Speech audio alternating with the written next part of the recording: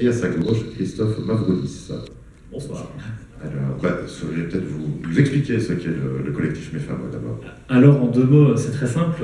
Mes-Fameux, nous, notre objet, en fait, c'est la défense de tout ce qui est culture populaire, mais qu'elle soit autant littéraire que cinématographique ou vidéoludique. Et pour ça, en fait, on a tout un panel d'activités, dont de la diffusion et de la programmation, comme ici, puisqu'on cherche très souvent à mettre certaines œuvres en avant, comme par exemple ici Le Labyrinthe de Pan, qui est clairement dans le cinéma fantastique, plutôt associé au genre et parfois un peu mal considéré, en tout cas au niveau de la culture populaire.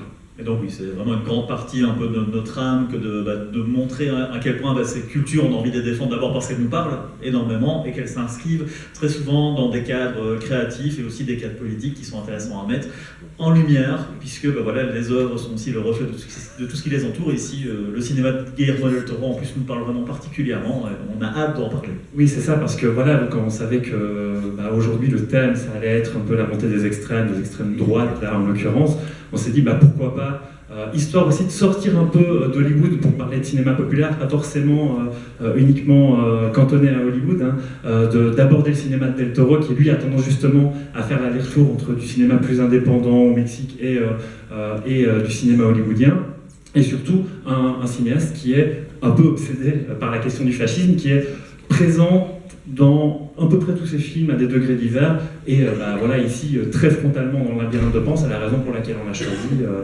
Et alors aussi peut-être de préciser que contrairement à ce que laisse entendre la bande-annonce, on va bien vous le diffuser en espagnol, donc qui est la version originale.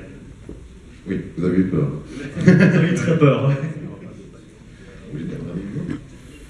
Non, peut-être juste...